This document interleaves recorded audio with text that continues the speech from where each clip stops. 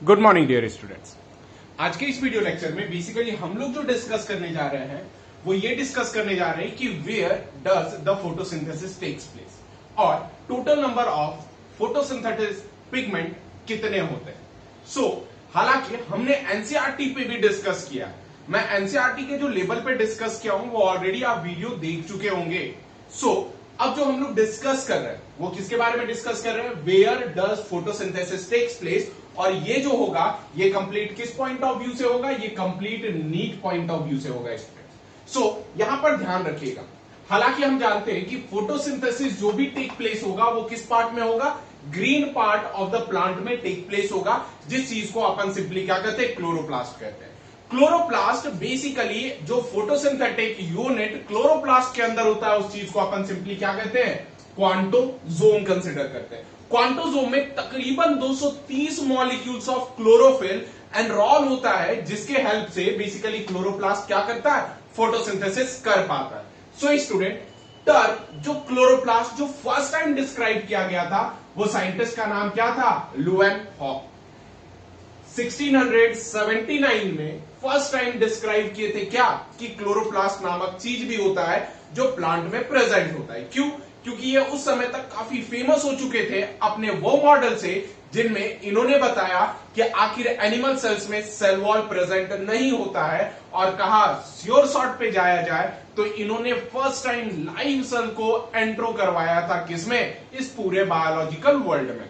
Student जबकि next जो scientist है, इन साइंटिस्ट का नाम है सैच।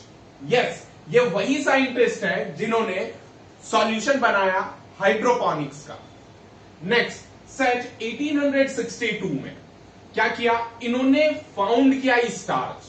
अब जो स्टार्च ग्रेन इन्होंने पाया वो किसके अंदर था, क्लोरोप्लास्ट के अंदर था, inside the chloroplast during photosynthesis. तब जाकर के इन्होंने फर्स्ट टाइम कंक्लूड ये किया कि पहले तो ग्लूकोज का फॉर्मेशन होता होगा और यही ग्लूकोज आगे चल करके किस चीज में कन्वर्ट हो जाता होगा, स्टार्च के ग्रेन में कन्वर्ट हो जाता होगा। ये जो मेथड आई कि ये एंटायर मेथड रहा, ये एंटायर मेथड को ही अपन क्या कहते हैं, केमिकल कन्वर्शन कहते हैं। कारण ग्लूकोज एक solute nature of the particle है। जो solute nature of the particle है, इसमें अगर ये फ्री रहे तो जनरली क्या हो जाएगा, ये फ्री रहने की वजह से ये सॉल्यूट पोटेंशियल को इम्बैलेंस करना शुरू करेगा, और इसी इम्बैलेंस को बचाने के लिए ये किस चीज में कन्वर्ट होता है, स्टार्च में कन्वर्ट होता है स्टूडेंट्स। नेक्स्ट अब बात करते हैं अपन किसके बारे में, क्लोरोप्लास्ट के बारे में, कि है क्या ये क्लोरोप्लास्ट। जरा देखा जाए क्लोरोप्लास्ट, देखा जाए कि है क्या ये। अब जरा देखोगे कि क्लोरोप्लास्ट क्या है, तो एक ग्रीन कलर का प्लास्टिड है बच्चे। क्या चीज है ये, ग्रीन कलर की प्लास्टिड है, उस चीज को अपन सिंपली क्या कहते हैं, क्लोरोप्लास्ट कहते हैं। नेक्स्ट अब जब ये ग्रीन कलर का प्लास्टिड हुआ, कहीं ना कहीं कलरिंग कैसा है, ग्रीन है, रिफ्लेक्ट कौन कलर करेगा, ग्रीन कलर रिफ्लेक्ट करेगा। नेक्स्ट क्या है कि क्लोरोप्लास्ट डबल मेम्ब्रेनस स्ट्रक्चर होता है। कैसा स्ट्रक्चर होता है, डबल मेम्ब्रेनस ऑर्गेनल्स में क्लोरोप्लास्ट का काउंट होता है। प्लस क्लोरोप्लास्ट जो है, क्लोरोप्लास्ट का इनर मेम्ब्रेन एक्चुअल में सराउंड किसे करता है, स्ट्रोमा, और यही स्ट्रोमा बेसिकली क्या है, मेन रिएक्शन जोन है जहां पर various enzymatic activities takes place होता है। नेक्स्ट स्टूडेंट, इसी क्लोरोप्लास्ट के अंदर एक स्टैक लाइक ऑफ, कह सकते हैं कि पिलर लाइक, जिसपे की कॉइन की स्टैक लगाई रहती है, जिसे अपन क्या कहते हैं, ग्रेना कहते हैं। सिंगुलर को ग्रैनम कहते हैं। ये जो ग्रेना होता है ये ग्रुप ऑफ ग्रैनम से बने हुए होते हैं, जबकि एक ग्रैनम में एक मोनोमर यूनिट को अपन क्या कहते हैं, थैलाकॉइड कहते हैं। ऑलरेडी सेल में हम लोगों ने डिस्कस कर लिया, जो कि एक flattened membranous sac like structure है, यानी फ्लैट है और अंदर से खाली है, जिसे अपन थैलाकॉइड ल्यूमेन कहते हैं। यानी ये जो एरिया है बच्चे, उस चीज का नाम क्या है, थैलाकॉइड ल्यूमेन नाम है। नेक्स्ट स्टूडेंट, जब ये थैलाकॉइड ल्यूमेन है तो इसी थैलाकॉइड ल्यूमेन के अंदर क्या हो रहा है, ऑक्सीडेशन ऑफ वाटर हो रहा है, और यही वाटर की ऑक्सीडेशन के वजह से हमें O2 भी मिलता है और हमें H+ प्रोटॉन भी मिलते हैं, जो फर्दर रिएक्शंस को ट्रिगर करते हैं, जिससे हम लोग C6H12O6 का फॉर्मेशन कर पाते हैं। स्टूडेंट इस जगह पर जब देखोगे आप तो यहां पर देखो डबल मेम्ब्रेनस स्ट्रक्चर है। ये क्या है? ग्रेना है। सिंगुलर ग्रेनम कंसिडर करते हैं थैलाकॉइड पे, यानी ग्रेना मेम्ब्रेनस सिस्टम। क्या नाम है इसका? Grana membranes system. अब दो ग्रेनम को आपस में ज्वाइंट करने वाले का नाम है स्ट्रोमा थैलाकॉइड। क्या नाम है? स्ट्रोमा थैलाकॉइड कंसिडर करके चलेंगे। नेक्स्ट, अब बेसिक टर्म्स यहां पे खत्म हो गए। अब कुछ नीट पॉइंट ऑफ व्यू से जो इंपॉर्टेंट लाइन है उस चीज को अपन क्या करेंगे? डिक्टेट करेंगे और मीडिएट करेंगे स्टूडेंट्स।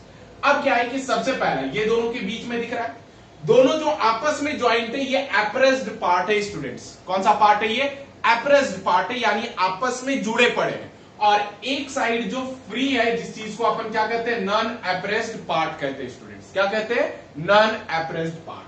अब इसी थैलाकॉइड ल्यूमेन के अंदर एटीपी और एनएडीपीएच का फॉर्मेशन होता है, जो ऑलरेडी अभी हम लोगों ने देखा है। और आगे चल करके हम लोग डिस्कस करेंगे कि आखिर किस टाइप में एटीपी का फॉर्मेशन, किस टाइप में एनएडीपी का फॉर्मेशन टेक प्लेस करवाता है। नेक्स्ट, अब जरा देखो कि फोटोसिंथेसिस जो मोस्टली हो रहा है वो ग्रीन प्लांट्स में हो रहा है, green parts of the leaves में हो रहा है। मतलब कि उस green parts of the leaf में एक स्पेशल सेल्स प्रेजेंट होगा जिसमें कि numerous amount of chloroplast present होंगे, जिस जगह का नाम क्या चीज है? That is mesophyll cells. अभी हम लोग सिर्फ मीजोफिल सेल्स कंसिडर करके चलेंगे, क्योंकि हम लोग स्टेप टू स्टेप आगे बढ़ रहे हैं। कोई भी एक्स्ट्रा तुरंत फास्ट बढ़ने का कोशिश मत कीजिएगा, कारण अभी हम लोग बेसिक्स पे चल रहे हैं, देन आफ्टरवर्ड्स हम लोग एडवांस पे डिस्कस करेंगे। जैसे रहा कि क्लोरोप्लास्ट आ गया मीजोफिल सेल्स में। अब क्या है कि मेम्ब्रेनस सिस्टम जिसमें विदाउट क्लोरोप्लास्ट होता है, उसमें क्या होगा? ग्रेना होगा, स्ट्रोमा लैमेले और फ्लूइड स्ट्रोमा होगा। इस रीजन को अपन फ्लूइड स्ट्रोमा कहते हैं, जहां पर मेन अरेना होता है किस चीज का? एंजाइमेटिक और सेलुलर रिएक्शंस का। नेक्स्ट स्टूडेंट, अब इस जगह पर डिवीजन ऑफ लेबर देखा जाए। डिवीजन ऑफ लेबर में सबसे पहला कि लाइट रिएक्शन कहां पर? इन ग्रेना में, और डार्क रिएक्शन स्ट्रोमा में। ये लाइन याद रखिएगा, क्योंकि ये नीट पॉइंट ऑफ व्यू से मोस्ट इंपॉर्टेंट है, वीवीआई कॉन्सेप्ट है ये, कि लाइट रिएक्शंस ग्रेना में, डार्क रिएक्शन स्ट्रोमा में, जिसे कैल्विन साइकिल कहते हैं डार्क रिएक्शंस को, जिसमें क्वांटोजोम या फिर फोटोसिंथेटिक यूनिट, एनसीईआरटी से अगर क्वेश्चन पूछा जाएगा और नीट में, तो समटाइम्स पीएसयू के नाम से भी क्या किया जाता है? क्वेश्चन पूछा जाता है। अब जो नॉन एप्रेस्ड पार्ट है, ये नॉन एप्रेस्ड पार्ट में एक्चुअल में फोटो सिस्टम सेकंड वर्किंग होगा। कौन सा वर्किंग होगा? Photo system second. जो भी इस वीडियो को क्रैश कोर्स के लिए देख रहे हैं वो ध्यान में रखिएगा इसे। नेक्स्ट, जो कि प्रेजेंट कहां पे होगा? ग्रेना थैलाकॉइड पे और स्ट्रोमा थैलाकॉइड पे। नेक्स्ट, जो एप्रेस्ड पार्ट है, यानी जो बीच में दबा हुआ है, इस जगह पे एक्चुअल में कौन लीड करेगा? PS1 लीड करेगा, दैट इज फोटो सिस्टम 1, जो एब्सेंट होगा स्ट्रोमा थैलाकॉइड में, लेकिन प्रेजेंट होगा ग्रेना थैलाकॉइड में। सो स्टूडेंट्स, ये एप्रेस्ड और नॉन एप्रेस्ड के पार्ट्स रहे।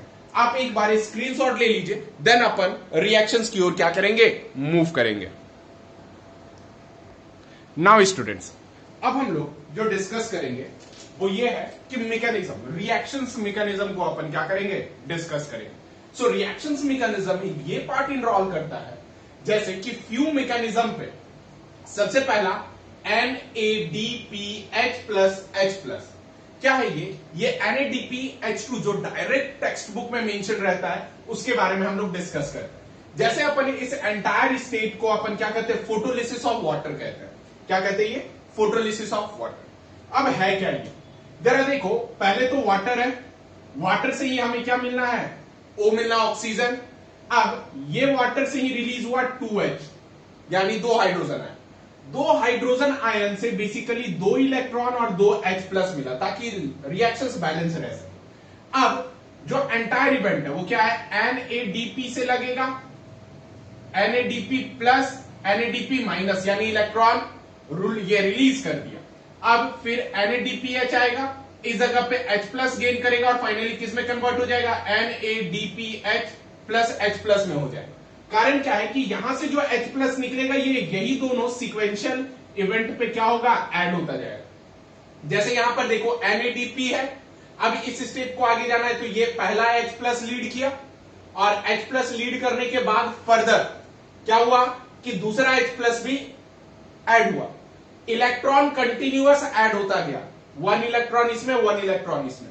अब इस जगह पे एक चीज गौर से देखना कि जब ये NADPH प्लस रिडक्शन मोड में होगा तब एक H प्लस यहां से निकलेगा और एक H प्लस यहां से निकलेगा। इसके बाद क्या होगा, दोनों H प्लस आपस में कंबाइन होकर के क्या बनाएगा, ट्वाइस H बनाएगा, ट्वाइस H प्लस ये, और एक्चुअल में यही क्या करेगा, रिडक्शन ऑफ CO2 को टेक प्लेस करेगा। सो यहां पर देखो ऑक्सीडेशन ऑफ H2O दिख रहा होगा आपको, साथ साथ रिडक्शन ऑफ CO2 भी दिख रहा होगा। अब फर्दर क्या है कि जैसे वाटर है, फोटोलिसिस हुआ, second event H plus OH minus में, इसमें क्या रहा कि 4H2O निकला, यानी 4 वाटर मॉलिक्यूल्स। जब 4 वाटर मॉलिक्यूल्स निकला तो इसमें क्या है कि 2 वाटर मॉलिक्यूल साइड हो गया प्लस 4 इलेक्ट्रॉन साइड हुआ, रिमेनिंग जो बचा 4H प्लस और O2 रिलीज हुआ। अब क्या है कि जो रिमेनिंग 2H2O था इससे 4 इलेक्ट्रॉन 4H प्लस और O2 क्या हो गया, रिलीज आउट हो गया। ये स्मॉल पैकेट्स में टेक प्लेस किया।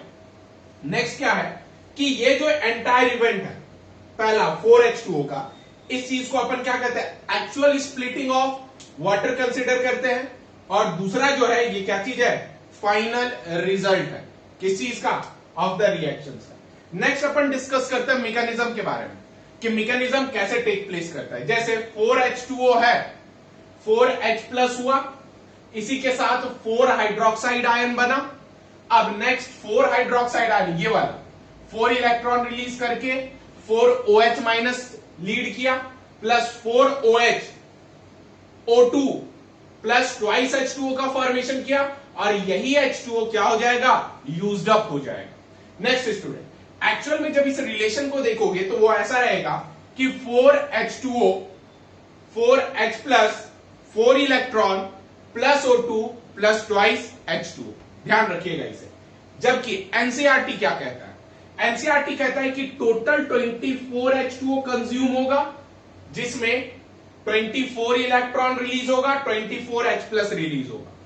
क्लियर है, 6 O2 निकलेगा और 12 H2O निकलेगा, जिसमें कि 24 H इलेक्ट्रॉन और H प्लस जो कि ऑब्टेन होगा किससे, 12 NADPH2। जबकि NADPH2 किस फॉर्म पे लिखा जाता है, NADPH प्लस H फॉर्म के बेसिस पे लिखा जाता है। अब क्या होगा, यही 12 NADPH2 आगे चल करके या फिर ग्लूकोज मॉलिक्यूल या फिर फ्रक्टोज मॉलिक्यूल का क्या करेगा, फॉर्मेशन करेगा स्टूडेंट। सो आप एक बार इसे स्क्रीनशॉट ले लो और देखो कि किस टाइप में रिएक्शन जनरली टेक प्लेस हो रहा है स्टूडेंट्स। नाउ स्टूडेंट्स, अब हम लोग बेसिकली डिस्कस करेंगे अबाउट द रेडॉक्स पोटेंशियल। आखिर होता क्या है, what do you mean about the redox potential.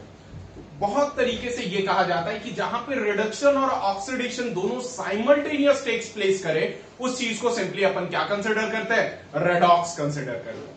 अब जब रेडॉक्स पोटेंशियल देखा जाए तो एक मैं स्टेटमेंट पॉइंट ऑफ व्यू से आपको समझाने का कोशिश कर रहा हूं कि it is the capacity of an compound. क्या चीज है ये, कंपाउंड की कैपेसिटी है to take electron from a particular, कहां से, इलेक्ट्रॉन को from a particular another compound, किसी दूसरे कंपाउंड से लेना और देन रिलीज करना इलेक्ट्रॉन को। क्लियर है, उसी चीज को अपन क्या कहते हैं, रेडॉक्स पोटेंशियल कंसिडर करते हैं। स्टूडेंट याद रखिएगा कि रेडॉक्स पोटेंशियल कंसिडर किया जाता है जैसे high redox potential. High redox potential में जिसमें कि एनर्जी क्या होता है, कम होता है, एनर्जी डिक्रीज होता है हाई रेडॉक्स पोटेंशियल में। अब अप हिल मूवमेंट और डाउन हिल मूवमेंट में, डाउन हिल मूवमेंट में एनर्जी रिलीज होगा, जबकि अप हिल मूवमेंट में एनर्जी रिक्वायर होगा, तब तो जाकर के वो ऊपर बढ़ेगा। नेक्स्ट इस जगह पर जब एनर्जी रिक्वायर होगा तब कैसा होगा, लो रेडॉक्स पोटेंशियल होगा, जिसमें एनर्जी क्या हो जाएगा, इंक्रीज हो जाएगा। ध्यान रखिएगा, high redox potential energy decreases, low redox potential energy increases. Next student, कि अब क्या है कि हाई रेडॉक्स पोटेंशियल है क्या।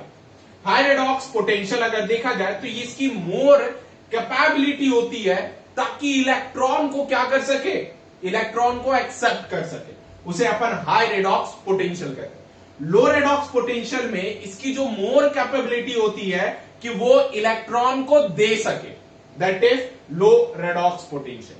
अब मैकेनिज्म के बिहाफ पे हम लोग बात करते हैं कि मैकेनिज्म ऑफ फोटोसिंथेसिस है क्या। फोटोसिंथेसिस में ये मैं इस वजह से अभी एक्सप्लेन कर रहा हूं, ये जबकि साइड टॉपिक है, कारण इस जगह पे मुझे PS1 और PS2 को भी एंट्रो करवाना है।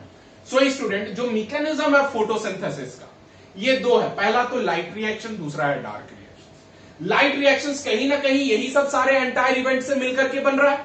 लाइट रिएक्शंस जो कि डायरेक्टली डिपेंड होता है लाइट पर, यानी लाइट में जो भी रिएक्शंस होगा लाइट रिएक्ट करेगा, अल्टीमेटली प्रोडक्ट का फॉर्मेशन करेगा। नेक्स्ट आता है dark reactions. Dark reactions actual में ये क्या होता है, इनडायरेक्ट होता है, लाइट डिपेंडेंट। क्या होता है, ये इनडायरेक्ट होता है, लाइट डिपेंडेंट। उसी चीज को अपन क्या कंसिडर करते हैं, डार्क रिएक्शन कंसिडर करते हैं। नेक्स्ट स्टूडेंट, इसके बाद क्या है, दैट इज एसिमिलेटरी पावर कहते हैं जिसे। एसिमिलेटरी पावर इस जगह पे दो है, पहला NADPH2 है और दूसरा क्या है, ATP है, that is adenosine triphosphate. Next क्या है कि दे विल फॉर्म C6H12O6। क्या चीज, C6H12O6 का फॉर्म करता है, और ये कुछ सम पार्ट ऑफ प्रोटोप्लाज्म में और कुछ जो होते हैं वो क्या करते हैं, फॉर्म और एसिमिलेट करते हैं फूड स्टफ्स को। क्लियर है। अब क्या है कि जो लाइट रिएक्शंस है, लाइट रिएक्शंस दो टाइप का, एक नॉन साइक्लिक फोटोफॉस्फोराइलेशन है और दूसरा क्या है, साइक्लिक फोटोफॉस्फोराइलेशन। स्टूडेंट, यहां पर हम लोग अब इसे कंटिन्यू नहीं करेंगे, अब हम लोग बेसिकली जो डिस्कस करेंगे वो डिस्कस करेंगे जिस चीज का नाम अपन कहते हैं कि पिगमेंट्स ऑफ क्लोरोफिल या फिर पिगमेंट ऑफ फोटोसिंथेसिस।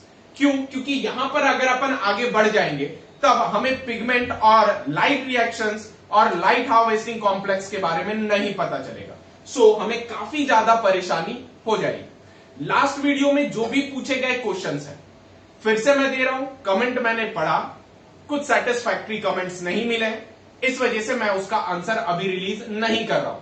क्यों, क्योंकि कुछ क्वेश्चंस जो है वो फोटोसिंथेटिक पिगमेंट से भी है। सो स्टूडेंट, मैं जब अपने नेक्स्ट वीडियो के साथ आऊंगा जिसमें हम लोग फोटोसिंथेटिक पिगमेंट्स पढ़ेंगे, उसमें जाकर के हम बेसिकली क्या करेंगे, प्रीवियस क्वेश्चंस जो मैंने पूछे हैं उसके बारे में आपको डिस्कस करवाऊंगा। सो स्टूडेंट्स, एक बार आप स्क्रीनशॉट ले लीजिए और इसे आप एज अ नोट्स के तौर पर फॉर्म कर लीजिए। सो स्टूडेंट, मिलते हैं अब अपने नेक्स्ट वीडियो लेक्चर में जिसमें हम लोग फोटोसिंथेसिस के पिगमेंट्स के बारे में डिस्कस करेंगे। तब तक के लिए stay safe, stay healthy and thank you for watching.